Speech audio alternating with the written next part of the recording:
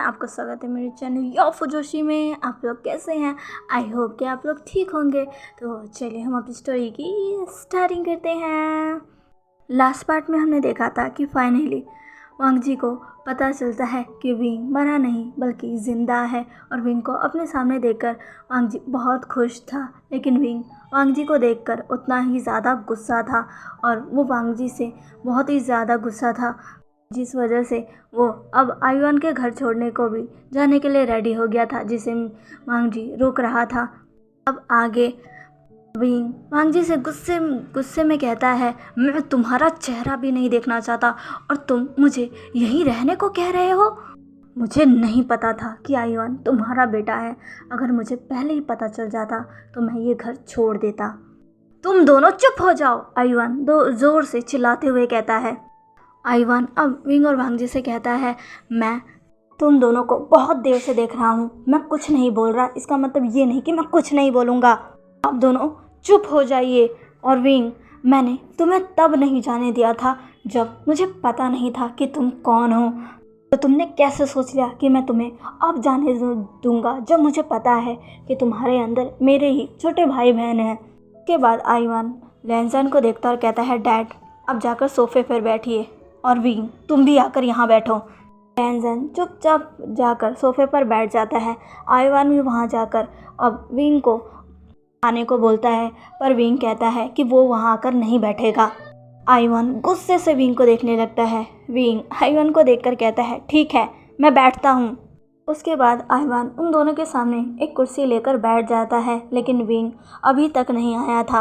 आयुआन wing से कहता है कि तुम अभी तक आकर नहीं बैठे। तो विंग कहता है, आयुआन तुम अच्छे से जानते हो कि मैं ठीक से नहीं चल सकता। क्या तुम्हें पता है मुझे चलने में परेशानी होती है? आयुआन जल्दी से उठकर विंग के पास जाता है और जाकर उसका हाथ पकड़ लेता है और कहता है, मेरे साथ आओ।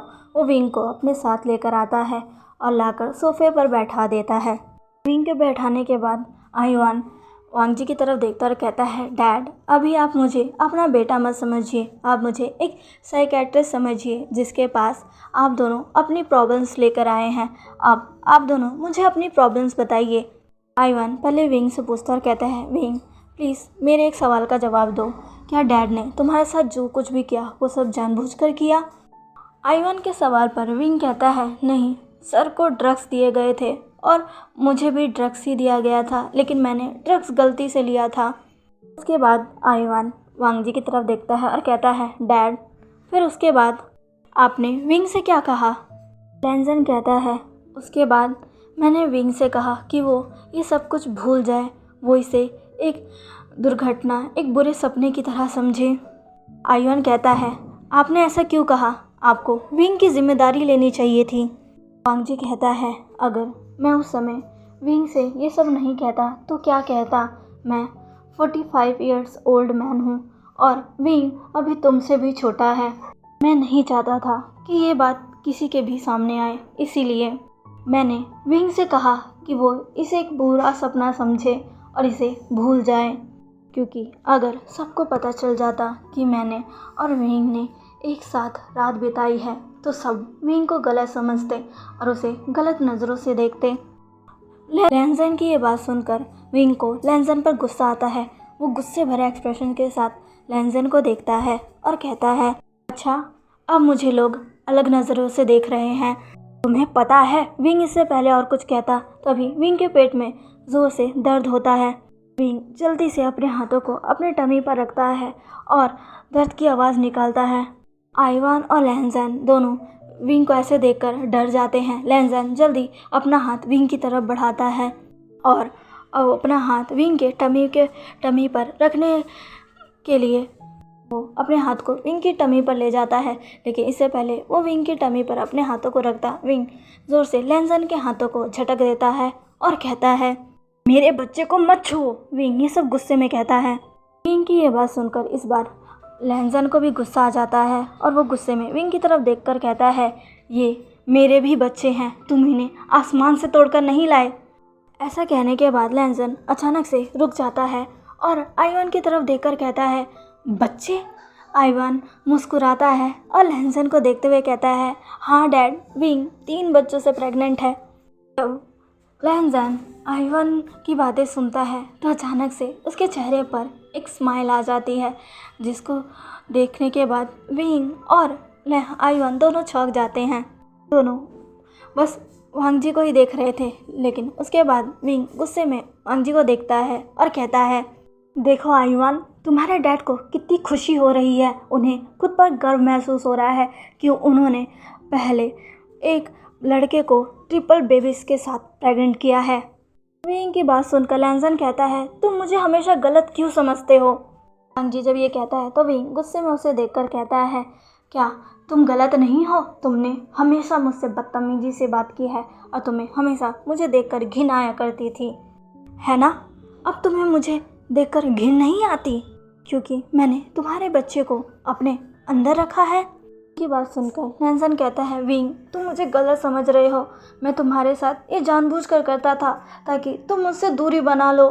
क्योंकि लहनजन इससे पहले कुछ कहता वो बीच में ही रुक जाता है।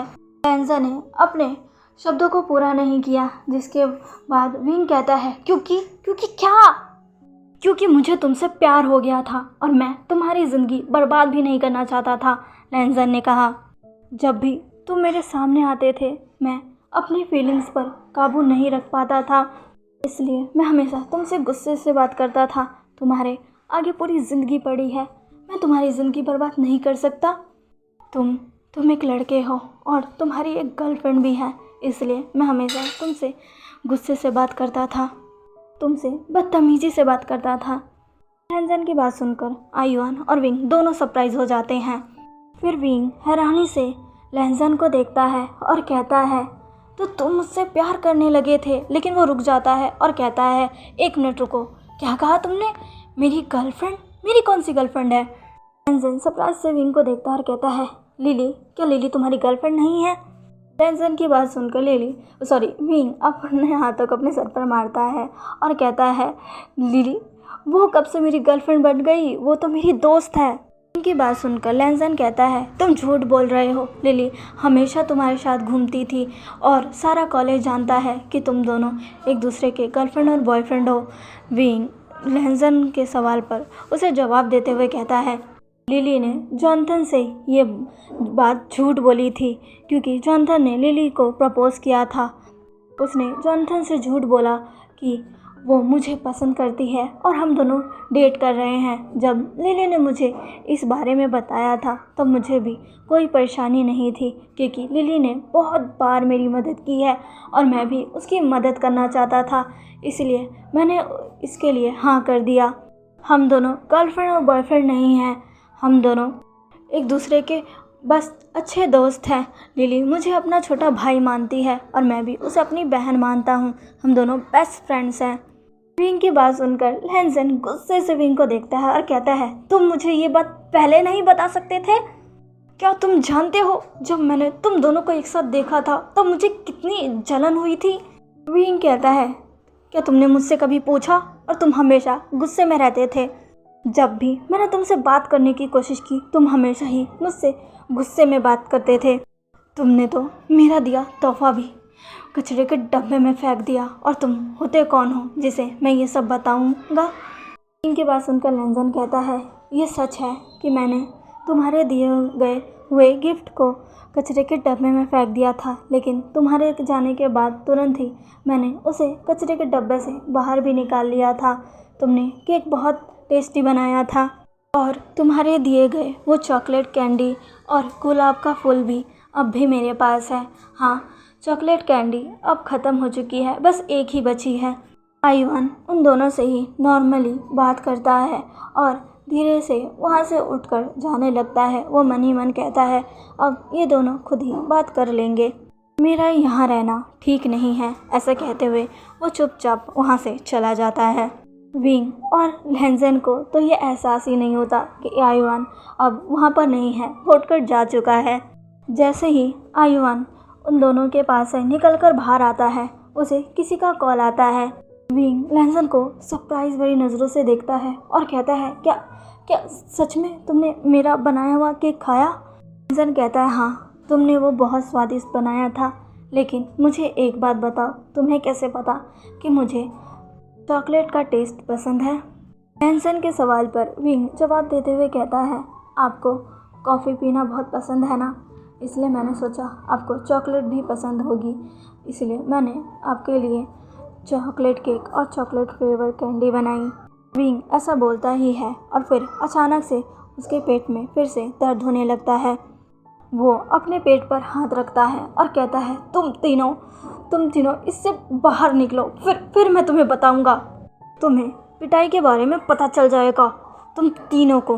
लैंसन कहता है, विंग तुम किस तरह की बातें कर रहे हो? विंग कहता है, अगर मैं ऐसा ना कहूँ तो क्या कहूँ? इन तीनों ने मेरे पेट को फुटबॉल का मैदान बना दिया है। जब भी कोई आता है ये लात मारना शुरू कर देते हैं। ये तीनों 1 घंटे तक लात मारते रहते हैं। क्या आपको पता है मुझे कितना दर्द होता है? विंग की बातें सुनकर लैंसन मुस्कुराता है और फिर धीरे से अपना हाथ विंग की टमी पर रखता है और फिर कहता है, बच्चों अपनी मम्मा को इस तरह मत सताओ, तुम्हारी मम्मा को दर्द हो रहा है, लात मारना बंद करो। विंग लैंसन की बातें सुनकर हैरान हो जाता है, लेकिन फिर उसे एहसास होता है कि बच्चों ने लात मारना बंद कर दिया है। विंग को जैसे ही एहसास होता है वो सरप्राइज से लैंसन की तरफ देखता है और कहता है, इन्होंने तुम्हारी बात तुरंत ही मान ली। मैं और आयुआन ये कहते कहते थक गए, लेकिन इन तीनों ने हमारी कभी नहीं सुनी, ये हमेशा ही लात मारते रहते हैं। लैंसन कहता है, बेशक वो मेरी बात सुनेंगे क्योंकि मैं उनका फादर हूँ। लैंसन ये सब मुस्कुराते हुए कह रहा था। उसके बाद विंग इधर उधर देखता है और नोटिस करता है कि उसे आयुआन कहीं दिखाई नहीं दे रहा। फिर वो लैंसन की तरफ देखता है और कहता है, आयुआन कहाँ चला गया? वो तो अभी यहीं बैठा था ना। विंग ऐसा कहता ही है और वहाँ आयुआन आ जाता है। आयुआन वहाँ आता है, उसकी आंखों में आंसू थे। वो लैंसन को देखता है और जल्दी से आकर लैंसन को गले से लगा लेता है और लैंसन से कहता है, डैड आपने ऐसे क्यों किया? आपने एक बार भी मेरे बारे में नहीं सोचा। अगर आपको कुछ हो गया तो मैं कैसे जीऊँगा? लैंसन आयुआन से कहता है, आयुआन तुम ये सब क्या कह रहे हो? आयुआन रोते हुए लैंसन से कहता है, अभी थोड़ी देर पहले ही अंकल का फ़ोन आया था और उन्होंने मुझे बताया कि आपने कई बार अपनी जान लेने की कोशिश की है और आपने एक बार भी मेरे बारे में नहीं सोचा। आप विंग से माफ़ी मांगने के लिए खुद को मारना चाहते थे। अगर आपको कुछ हो जाता तो आप विंग से माफ़ी मांग पाते। विंग जिंदा है और मैं अनाथ हो जाता। जब विंग ये सब सुनता है तो वो चौंक जाता है। वो अपनी जगह से उठने की कोशिश करता है, लेकिन वो ऐसा नहीं कर पाता। फिर वो आयुआन को कहता है उसकी मदद करने के लिए। आयुआन रोते हुए जाता है और विंग की उठने में मदद करने लगता है। विंग उठकर धीरे से लैंसन के पास जाता है और उसे कहता है, आपने मेरी वजह से खुद को मारने की कोशिश की। क्या आपने कभी सोचा है कि आपको कुछ हो जाता तो मैं इन तीनों को कहाँ लेकर जाता? सिर्फ आप ही नहीं, मुझे भी आपसे प्यार हो गया था। अगर मुझे पता चलता कि आपने मेरी वजह से अपनी जान ली है तो क्या मैं खुद को जिंदा रख पाता? मैं खुद को मार लेता। विंग इतना कहने के बाद चुप हो जाता है और फिर सोचने लगता है, ये मैंने क्या कह दिया। जब आयुआन और लैंसन ने विंग की ये बातें सुनी तो वो दोनों ही हैरान हो गए। लैंसन विंग की तरफ देखता है और कहता है, क्या तुम भी मुझसे प्यार करते हो? लैंसन की बात सुनकर विंग अपनी नज़र को नीचे कर लेता है और कहता है, हाँ मुझे उसी दिन आपसे प्यार हो गया था, लेकिन मैं जानता था कि आप मुझे कभी स्वीकार नहीं करोगे और आप मुझसे ठीक से बात भी नहीं करते थे। मैं जब भी आपसे बात करने की कोशिश करता था तो आप हमेशा ही मुझे गुस्से से देखते थे, इसलिए मैं आपसे कुछ नहीं कह पाया था। ये सुनकर लैंसन के चेहरे पर मुस्कान आ जाती है और विंग और आयुआन दोनों ही लैंसन के चेहरे की वो मुस्कान को देखते हैं।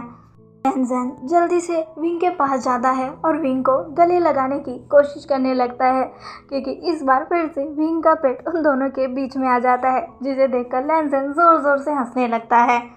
लैंसन को इस तरह हंसते हुए देखकर आयुआन बहुत हैरान हो जाता है, क्योंकि आज पहली बार उसने अपने डैड को इस तरह हंसते हुए देखा था।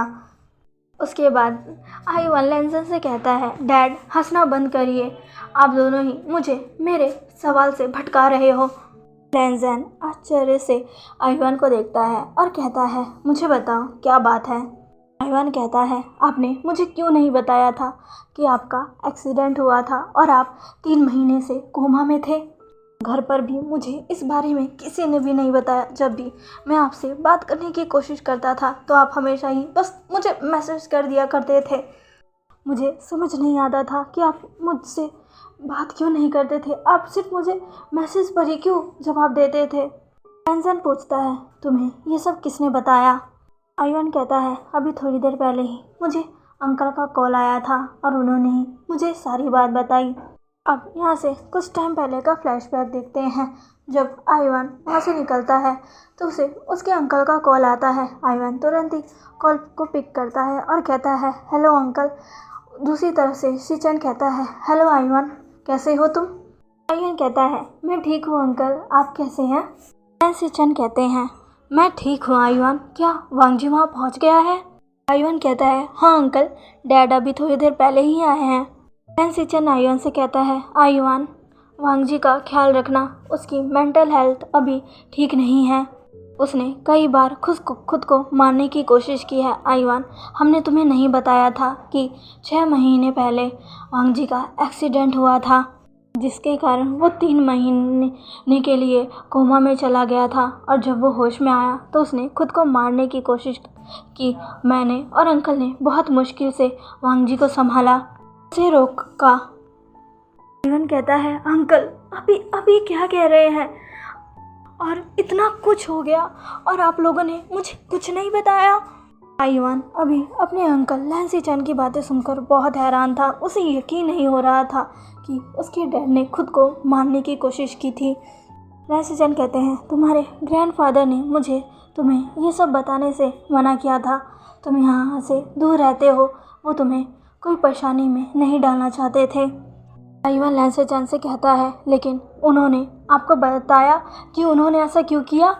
लैंसिचन आईवान से कहते हैं, आईवान जो मैं अब तुम्हें बताने जा रहा हूँ उसे सुनकर तुम अपने डैड पर गुस्सा मत होना, ये एक एक्सीडेंट था।